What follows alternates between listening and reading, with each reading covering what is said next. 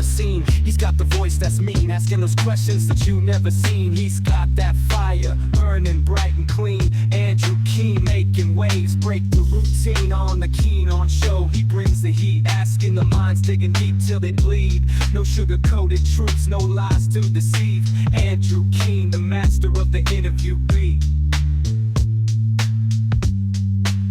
He's got the knowledge, he's got the flair, challenging ideas with a fearless stare. With every question, he's uncovering what's there. Andrew Kahn, a truth seeker, he's aware. Hello, everybody. If I had a penny for every new book about AI, I'd be a rich man, probably as rich as some AI startup entrepreneurs. The latest book, which we're talking about today, is by the AI editor of Fortune magazine, Jeremy Kahn. It's called Mastering AI, a Survivor's Guide to Our Superpowered Future. Jeremy's joining us from his home in Oxford, UK. Jeremy, the subtitle of this book seems to give it all away. A survival guide. Are you in the existential camp when it comes to AI? Is this a threat to all of us as humans? I'm not in the existential camp to the extent that I think that that is the biggest risk, but I also think it's not a non-existent risk. So I think there's a slight but more than non-zero chance that in the future some AI system could pose a risk to all of us. And I think it makes sense to take some sensible steps now to make sure that never occurs. But I think we should do that. As long as it doesn't, cost the world, and as long as it doesn't suck all the oxygen out of, I think, many other things we should be doing to minimize the risks that this technology presents today, then I think it makes sense to take steps to head off any existential risk. Even though I think the chance of AI actually posing an existential risk is relatively low. So this survival guide, is it written for people whose jobs, maybe journalists like yourself, doctors, lawyers, fast food workers, is it written mostly on the vocational work front in terms of survival?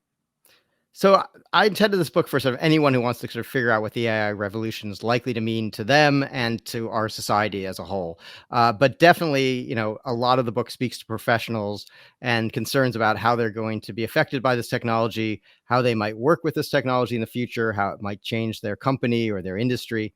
There's quite a lot of that discussion in the book.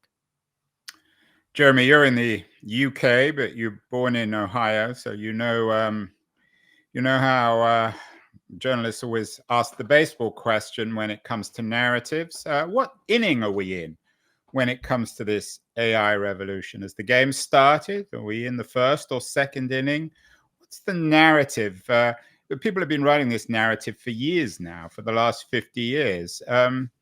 Has the game begun when it comes to the baseball analogy? I think the game has begun, but it is relatively early innings. I'd say, we are in, maybe the end of the first inning, heading into the top of the second, something like that. It is true that people have been talking about AI technology. The fields existed since 1956 by that name.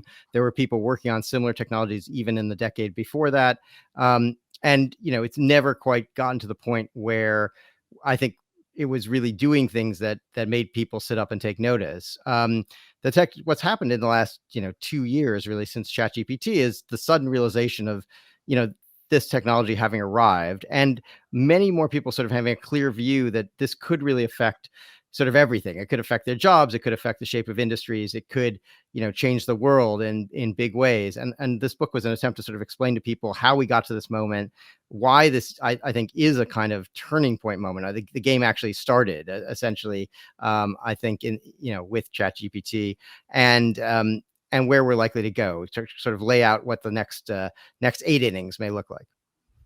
There have been what the industry calls AI winters in the past, where funding and initiatives and even the technology seem to shrivel up. Are we beyond the possibility of another AI winter? Could this all be a false alarm? You mentioned OpenAI and ChatGPT. It's clearly an impressive product, but so far, it doesn't seem to me, at least, and we'll get into the details of this perhaps later in the conversation, we have any killer apps when it comes to AI. There's nothing that most normal people are actually using at the moment, AI driven, AI powered, which is changing their life?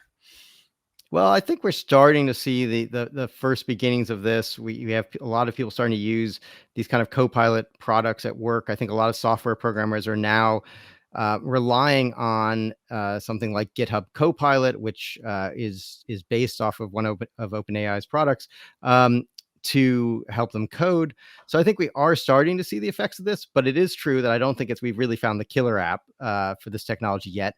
But I think there's some potential killer apps sort of on the horizon, including this idea of AI agents, which maybe we can talk a little bit about further. The idea of that you'll have systems that don't just generate text or content for us based on some sort of text prompt, but actually take a series of actions.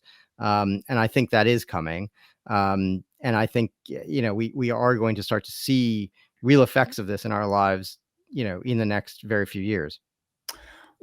And we'll get to personal assistants. I know you wrote a piece for Fortune recently about these personal assistants as potentially AI's killer app. Where are we, though, Jeremy, more broadly in the AI economy? I do a weekly tech roundup with my friend Keith Tier, the author of That Was the Week newsletter. And in our show at the weekend, we talked about what we called the AI tech boom of the 2020s, replicating the Wall Street mania of the roaring 1920s. It seems as if the stock market's at record highs, especially big tech companies, which are driving Wall Street. But at the same time, we're not seeing real products. So is there a possibility of a dangerous boom here in economic terms? I think in terms of financial terms, in terms of the stock market, yes, there's quite a lot of hype out there. This could be a stock market bubble. And you might see some of these companies take a dive at some point. They're very highly valued at this point. And there's quite a lot of competition that tends to happen in capitalism to put it mildly, Jeremy. Well, when people see profits, it's like everyone jumps in and then it becomes much harder. And I think, NVIDIA's, if you look at their market cap and their valuation, you'd have to assume that every single AI chip that's ever going to be sold from now for the next 100 years essentially will be an NVIDIA chip. And I don't think that's a great assumption to make. There's quite a lot of other people out there now trying to create other chips and trying to displace at least some of NVIDIA's lock on this market. And I think, you could see a stock market correction. And you asked in your earlier question about an AI winter. There have been these periods in which there have been huge pullbacks in the technology. People have become very disillusioned. I actually think we're kind of beyond that now in terms of what the technology can do and the way in which people are actually integrating it into real processes.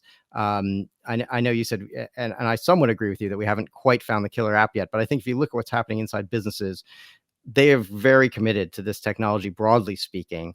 And I do not see another kind of AI winter like we had in the 1970s, where really all investment dried up and people wrote the technology off completely. I think you may see a pullback from certain particular flavors of the technology. That people may decide that LLMs are not quite as powerful as they thought, or that they need to be coupled with other sort of technologies. A lot of the book, what I talk about in Mastering AI, is about why I think the design of the specific applications we are going to use matter in some ways a lot more than the power of the underlying models. And right now, there's been a lot of discussion about the underlying models and not a lot of talk about how do we wrap this in a package that people can actually use in their day-to-day jobs. And I think how exactly we do that, the design choices we make in the next 2 years about how to do that are going to be very significant. And I think if we get that wrong, some people it's possible people become very disillusioned with the technology. We could see a bit of a pullback. I don't think we'll see another AI winter like we saw in the 70s. That's not to say we won't see a stock market, decline. I think a good analogy here is, what happened in the Industrial Revolution, actually, with steam power and the railway companies. Tons of investment poured into railway companies. There was huge inflation in the stock market. The majority of those railway companies went under. A lot of those investors lost their shirts, but the railways got built, and they actually helped, power the next century of American growth. So I think we may see something kind of similar happen here.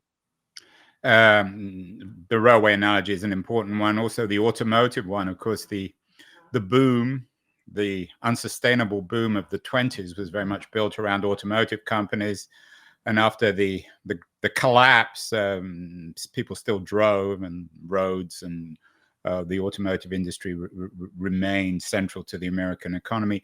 In terms of trying to historicize this, Jeremy, you mentioned NVIDIA being now the most, at some points, depending when we talk, it's the most valuable company in the world. It's worth trillions of dollars, and it's, as you say, a chip manufacturer. Is the equivalent the original internet boom in the 90s and the way in which Cisco was radically overvalued as a hardware company powering the internet, and coming back to the killer app issue and applications?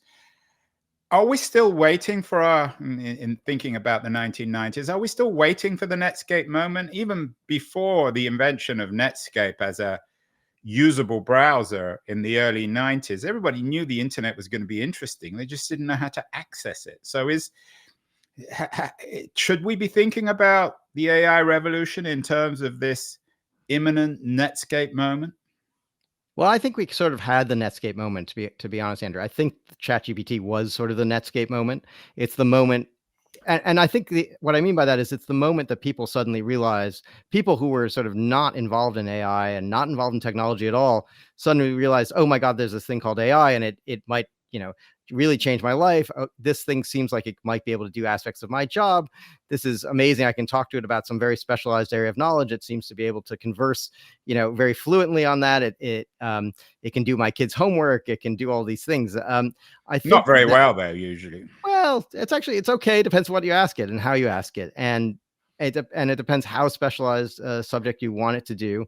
And it's one of the reasons in the book I say I think that we are going to need sort of more specialized co-pilots to really make this work for professionals, for knowledge workers. I think most knowledge workers will need a very specific co-pilot that may have one of these large language models underneath it, but we'll have sort of all this apparatus built on top of that will actually make it work for them as a professional and will enable it to produce reliable answers for them in their work, in our work lives. But no, I think the Netscape moment was really the idea that you could suddenly access these, because the large language models had existed for a couple of years before that. And it was only that we sort of put this chatbot interface on it, that OpenAI did that, and threw it out into the world, and that it kind of caught fire. I think that's a little bit like what happened with Netscape. As you say, there were web browsers prior to Netscape.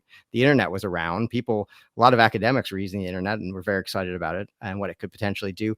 But the average person had no way of sort of accessing it, had no idea what it was about until Netscape came along. And then even once Netscape came along, I think it took a while till you actually had the real powerhouse businesses being built on top of the internet. And so, I think that's what we're waiting for now. I mean, it's unclear if OpenAI will be, the Amazon or the, that a business of that kind, the eBays of that world.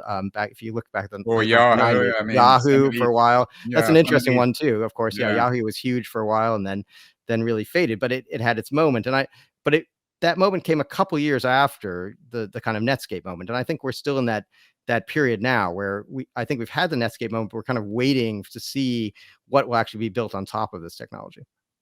You used the term, Jeremy, that some people might be confused with. Some people might find a little chilling. Co-pilot. What does that mean? And what do you mean by it? I mean a system that is designed to assist a particular knowledge worker in a sector, and to be a kind of assistant for them in their job that will help perform specific professional tasks that they need, that person needs to have performed. So if you imagine like a legal co-pilot would be a piece of AI software that would help you perform legal research. If you're a lawyer, would maybe draft initial memos based on that research, might summarize things for you, might draft some contracts for you. It won't do everything. But the point is, it's going to be something that sort of you work alongside, almost like a coworker, but perhaps a more junior coworker or a less experienced coworker or a somewhat unreliable coworker in some cases. But it's going to be helpful enough that you're going to use these things, and you're going to sort of be expected. I think a lot of professions that you will use these things, but I think that the co-pilot that there'll be one of these sort of for each niche, for each profession. So the legal co-pilot will not be the same software that the doctor uses to help write patient notes and potentially to suggest possible diagnoses. I don't think we're going to see any actual diagnoses made directly from AI, but I do think you may have this kind of decision support system where it suggests things to the doctor, and that'll be a medical co-pilot. And then I think, architects will have a co-pilot that suggests designs and might even go from design to blueprint and then work up costings. And it'll do these very specific things well. And underneath that, there may be one of these large language models that has the ability to do many different things and kind of be fine-tuned and shaped to perform different functions. But ultimately, I think we're going to have to wrap these in technology and in applications that are very specific to each profession. And then each profession will have a kind of co-pilot, or several probably competing vendors selling co-pilots into those companies in that industry. And people will work alongside these. They will be our kind of new assistant, new coworker, and it'll be as ubiquitous, I think, as if you're using CAD software if you're a designer, or if you're using word processing software if you're a writer. Explain the difference, Jeremy, between a co-pilot, this future that you're predicting of a verticalized AI, and something that people call AGI. You wrote a piece recently in Fortune about a disagreement between Bill Gates and an OpenAI researcher on the imminence of AGI. This vision you have, which is a fairly practical one, not that dramatic or radical, doesn't suggest that we're going to get to the AGI moment, does it? No, I mean, I think AGI still ways off. And you might just, again, for the broader audience, you might just define. Yeah, sure. So AGI, which stands for Artificial General Intelligence, is the idea of a single piece of AI software that can perform all of the cognitive functions of a human being as well as a person, basically. And that's in a single system.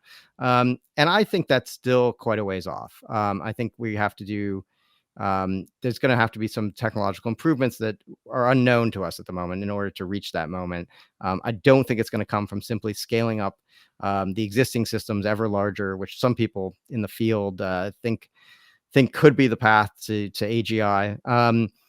I do feel like AGI feels closer, though, than it has felt previously. I started covering AI sort of full time 8 years ago, and at that time, I would have said, it felt like it could easily be 50 years off still. You could come, I would have said, wake me in a century and maybe it'll be here. But now I feel like it's probably closer than that. I mean, I think I can sort of see we might get there, within a decade to 2 decades, but I think it's not imminent. It's not happening next year. It's not probably happening in 5 years. And is that the ultimate game changer, AGI? Does that change? Well, that would change a lot of things, because then the single system that could perform all those different functions, you wouldn't need maybe as many vertical vendors.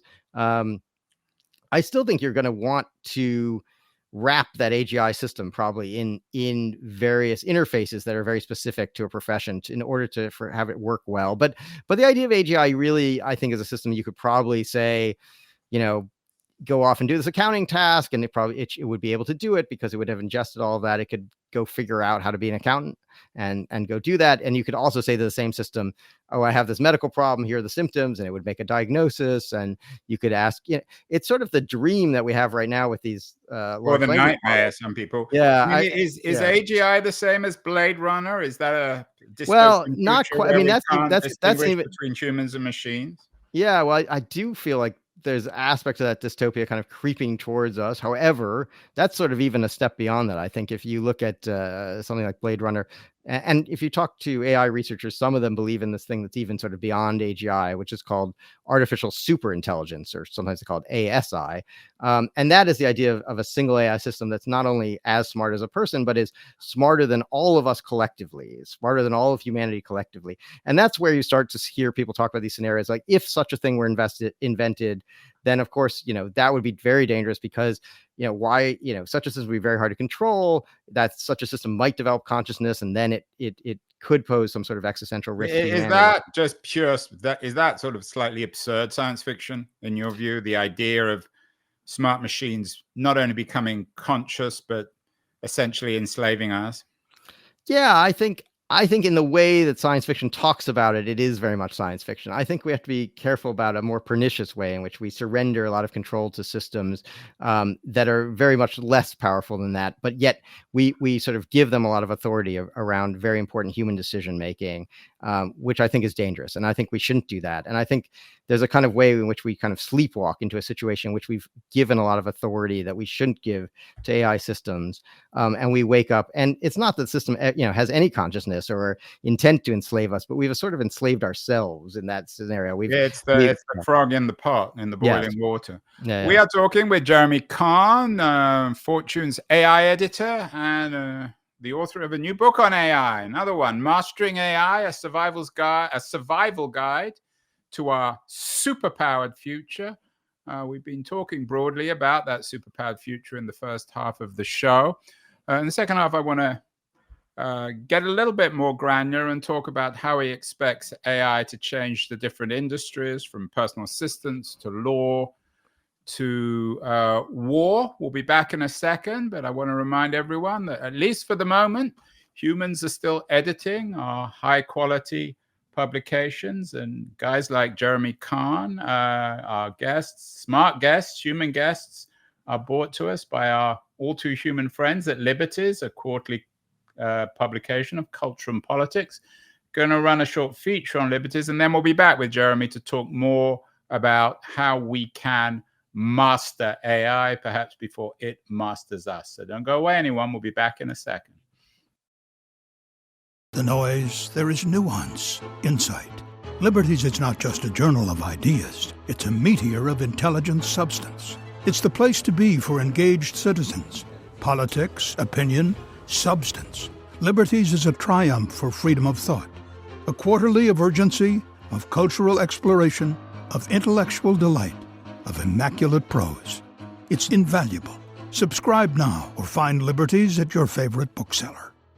And you can subscribe to Liberties at libertiesjournal.com. We're speaking with Jeremy Kahn, the author of Mastering AI. Jeremy, we touched on the issue of personal assistance and a killer app for our AI revolution. You recently wrote something in Fortune on this, about how OpenAI and Google are trying to develop their own AI personal assistants as perhaps the killer app of this revolution. Where are we in this narrative? Are there personal assistants, smart, non-human personal assistants that really are ready for action, ready for the market?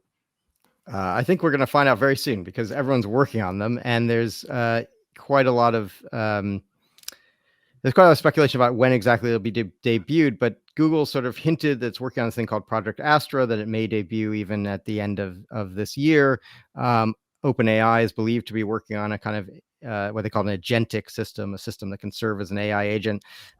We know that others are also working on these agents. Amazon, Microsoft, Apple. With Amazon and Apple, they would like to update their current digital assistants like Siri and Alexa to make them smarter, basically, and able to perform much more disparate tasks.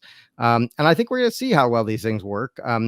But that is kind of the dream of a lot of these companies. And it would be the kind of killer app, because it would actually eliminate your need as a consumer to go out and surf a lot of the web, because you could essentially send the agent out to do that for you. You could say, go read all the newspapers, summarize what the news is for me. And then, I need to go, do my online shop. Here's what I need. Go and find the best prices across different sites, buy the stuff for me. You could say it could handle your scheduling. It could handle, restaurant reservations. It could go out and not just tell you ideas for a vacation, which the current chatbots can do. You can ask them, like, I'm thinking of going to Rome. What's an itinerary? You could say, okay, yeah, that's a great itinerary. Go book all of that for me. And it would go do those things. It would secure your concert tickets. It would, not just remind you of when your kids, or wife's, when your anniversary was, but it would go out and buy a present for you. So it needs to know an enormous amount about it. Does. Yeah. So does that make a company like Google, which for many people is still the organizing technology of their lives, does it make Google well placed to lead on personal assistance? And does it also suggest some really complicated problems and issues when it comes to our privacy? Yes. I mean, I think it's both those things. I think Google is potentially well placed, but yes, I think we're going to have to, in order for the systems to work well, they're going to have to know a lot about us. And the question is, where is that information going to be stored? are we going to trust these companies to know all this information about us? And it's interesting. You've seen Apple kind of come out with a vision of where they think this is going, where they want most of that information to be stored locally on your phone. And they want this AI assistant to do most of its thinking, as it were, sort of on your phone as well, with very little having to be transmitted to a central data center somewhere in the cloud, because they feel like people will be more comfortable with that the information never has to leave the device. I think other people think it's going to be very hard to do really high level reasoning and planning, which a good agent is going to need, and to do all that on the device. And we're basically going to have stuff sent to a central server. And then I think there's going to be this very interesting debate about what permissions we give these systems. But I do think, to be effective, they're going to have to know an awful lot about us. And so there's going to be this trust issue. Which companies do we trust to do this well and to be good stewards of all that personal information? You wrote an interesting piece, I think a very relevant piece, again in Fortune, about, and I'm quoting the title, "The move fast, break shit ethos of today's AI startups is already coming back to haunt them and us." You mentioned in particular Suno,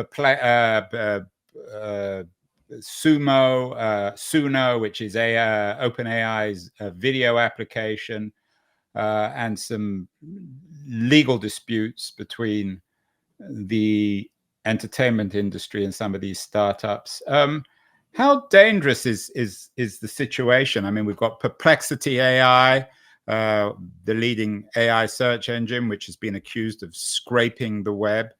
Is all this ultimately going to benefit the lawyers, but nobody else? There's definitely going to be some legal disputes. I think the lawyers will do okay out of this.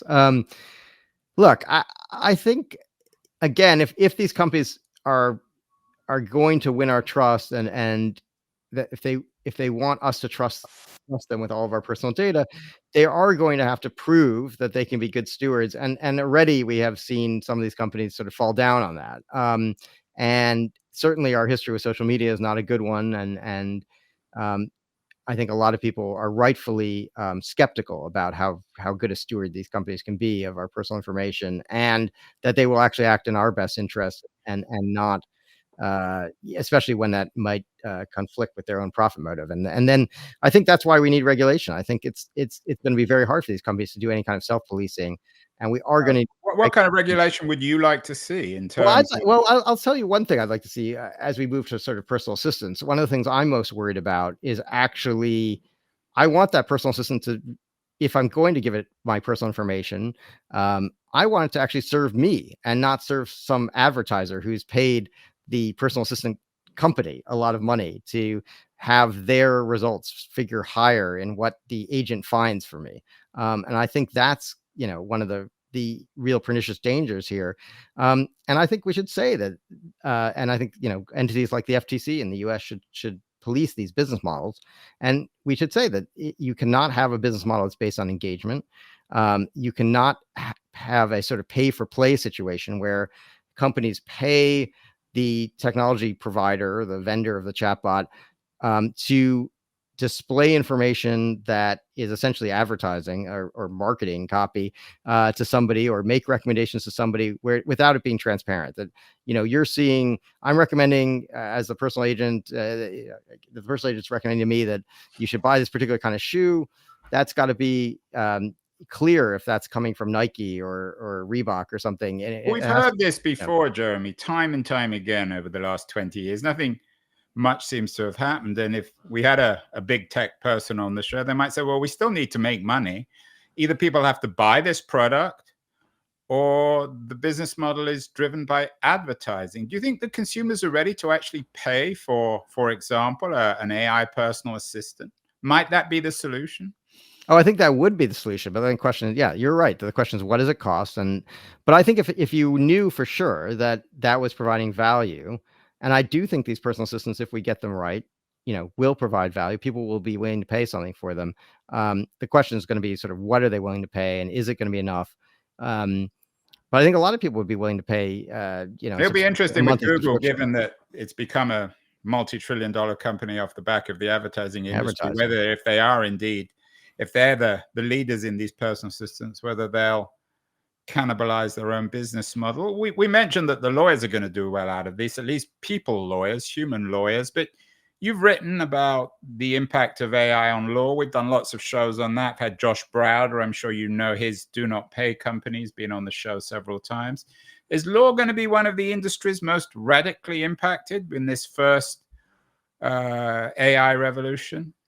Yeah, I think so. I think law is sort of a canary in the coal mine for a lot of other knowledge workers and knowledge industries that they're embracing this technology very quickly.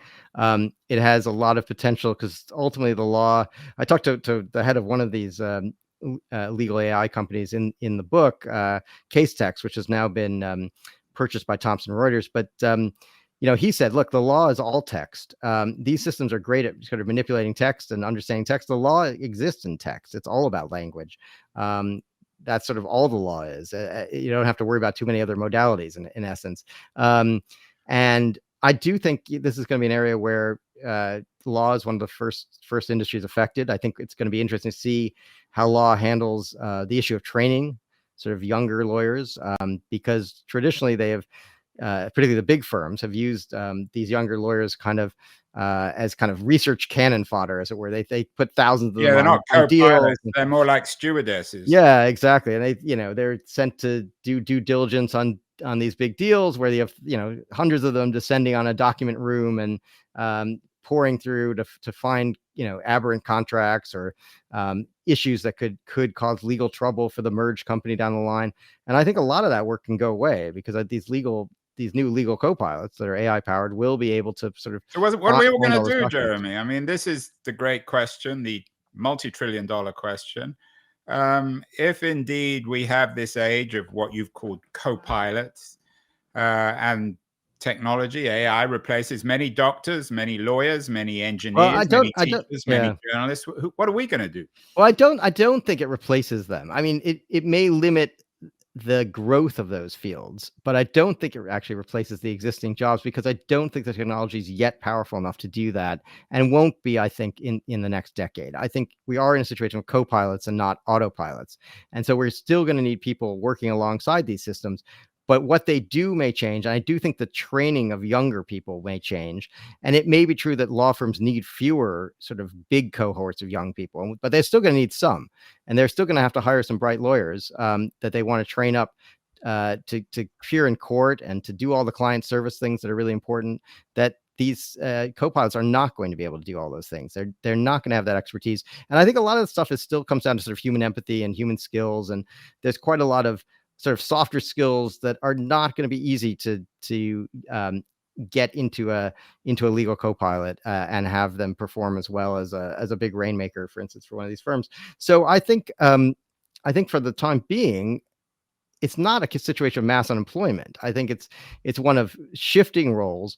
I think it may be one of somewhat diminished opportunities in some fields for large numbers of new entrants, but not that everyone's going to be out of a job. I just think everyone's job is going to change quite radically. One thing that people always seem to be able to do, at least in the US and even in tough economic times, was join the army. Lots of people doing that, perhaps sometimes to their regret. You wrote an interesting piece for the New York Times on AI ushering in an age of killer robots. Where are we in this narrative, Jeremy? Just to be clear, that's not a piece I wrote, by the way. I did sort of see it on social media and point out that it was a very right. Good piece. So I did think it's a piece worth looking at, but I didn't write that particular piece. But I do write it in the book, Mastering AI. I have a whole chapter on AI's impact on war, and I do think it's one of the sort of more terrifying aspects of this technology. Put it mildly. I mean, where are we in that narrative? Are we beyond the Netscape moment? Yes. I mean, we are now at the point where we have systems operating in Ukraine that are independently finding targets and choosing to strike those targets, basically without a human in the loop. And that's sort of this Rubicon that's now been crossed. And I think that's very frightening. And I think those systems will spread. And the temptation to move towards sort of full autonomy is really great. And I think the Ukraine again has been this real proving ground where initially everyone said, "Oh, you need a sort of human in the loop in all these systems," and I think battlefield pressure has just been such the technology has become capable enough, and the combination of those two things has led people to say, oh no, let's just switch the thing into full automatic. It's just, it works effectively enough, and we need to make these decisions in areas where communication back to an operator that's working remotely from these systems is just not possible due to GPS jamming, due to electronic warfare. You need a system that can operate essentially on its own, and the temptation has been to do that, to have systems that are fully autonomous. And I think that's a really frightening moment. And I think we should do everything we can to actually prevent these systems from sort of spreading, although I think it's going to be very difficult. Well, the crossing of that particular Rubicon is chilling, but you also write in the book and in Fortune about different kinds of Rubicon moments. You write about DeepMind, predicting large swathes of molecular biology. To what extent will AI usher in these profound new scientific breakthroughs that may change everything, go way beyond us all having, for example, personal AI assistants? Oh yeah, I mean, I think one of the biggest positive impacts of this technology is going to come in the sciences, and in particular in medicine and both drug discovery and more personalized treatments. But yeah, we're already seeing huge breakthroughs in the ability to discover new small molecules to work as drugs, also new proteins that can function as medicines. And there's going to be tremendous, I think, progress in this area in just the next few years. You're a US-based journalist now living in the UK. You travel around the world. You're involved with the Fortune Brainstorm AI Singapore event in late July, later this month. To what extent is the AI revolution global, or is it different in East Asia, in Singapore and China, in Europe and in the US, or is what will happen, will it happen simultaneously around the world? I think this is going to be relatively simultaneous. I was just a few months ago, I was doing a big story for Fortune on Microsoft, and I traveled with Satya Nadella on a swing he made, the CEO of Microsoft, on a swing he made through Southeast Asia. And what was sort of striking is a lot of the same AI applications, the same kind of AI tools were being built by developers in Southeast Asia as you're seeing being built in the US and Europe, and basically at the same time, basically simultaneously. And that's actually, I talked to Nadella about this, and he said that was really striking because he felt with a lot of previous waves of technological development, they eventually sort of hit everywhere in the world, but it took some time. And he thought if you were had been talking to developers in Southeast Asia and the first few years of cloud computing back in the early 2000s, very few of them would have been on the cloud yet. They might have seen the potential, but they wouldn't be doing anything with it yet. And it would have taken another 5 years till cloud kind of hit Asia. But AI was kind of hitting all within the same time period. And I think that's interesting. I think this is kind of a global revolution where people are building sort of the same applications. Now, what's different is, for instance, the language abilities of some of these large language models have been very heralded in the press. But it turns out if you move outside of some of the more commonly spoken languages, English, French, German, they're actually usually very good at a couple of the Asian languages, Japanese and Korean, usually pretty good at those, pretty good at Chinese. But if you move to some of the smaller languages, or even languages that are spoken by many millions of people, but are considered lower resource because they have fewer resources available on the internet from which to train a system, the performance of these models often drops off very substantially. So what you do have is people in Southeast Asia, in the Middle East, trying to train models that will be particularly adept at those local languages. And I think that is going to be important for how this technology spreads. And is ultimately adopted. So I think that's an interesting development. And that's where you may see a kind of unique twist on this. There are also different social norms. So if you're talking about sort of personal assistants or companion chatbots, I think you are going to see slightly different flavors of these in different parts of the world, because there'll be different cultural norms just about how people converse with one another, that these systems then, they first of all, they pick up from the training data, but also human users are going to want to interact with those systems in slightly different ways, probably, in Asia than they may in Europe or the US. But I think broadly, we're going to see the same kinds of applications being built and the same kind of impacts. Finally, Jeremy Kahn, the author of Mastering AI, a survival guide to our superpowered future. It's a general reading book. It's designed for outsiders rather than insiders. It's not for Silicon Valley entrepreneurs. It's for people who want to understand the future and master it. Couple of final questions. Very briefly, there are so many products already out there, OpenAI, Anthropic, the Google, Gemini products. Is there one product in particular that you would advise people to use as a front door to this AI revolution, to understand its potential? And secondly, what isn't out there that you would really like to see that's actually possible in the next year or two? Yeah. Well, I don't want to endorse any particular of the chatbots, but I think as a way to start, you could find some of the ones that are free. So there's like Google's Gemini. There's a version of that that's free. And if you use the Bing search engine, you can access a version of OpenAI's GPT-4 model through Bing Chat. That's free to use. I mean, that's like a low risk way in, because you're not committing any money, and you can start playing around with these things and see what they can do. Some of those systems are a little bit more limited than the paid models. The Claude, Anthropic has a chatbot called Claude. That's very good. Yeah, I like that one. There's a free version of that you can access. GPT-4o, the latest OpenAI model, I think is available to anyone. I don't think you could use it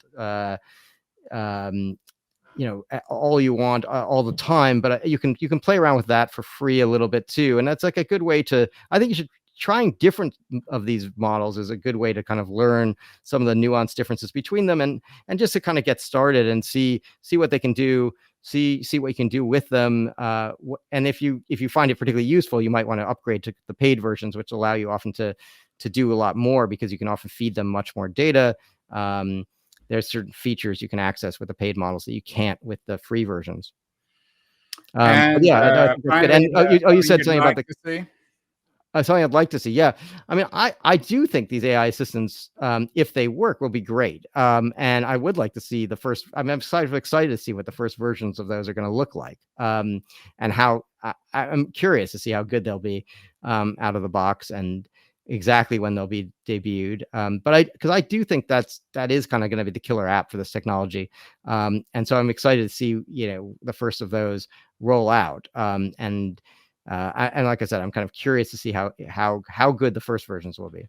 We will see. Jeremy Kahn, the author of Mastering AI, a survivor guide to our superpowered future. We'll have to have you back on the show, Jeremy, when some of these when some of these AI personal assistants come out and we can all use them. Thank you so much, Jeremy, and best of luck with the new book. Great. Thank you so much, Andrew.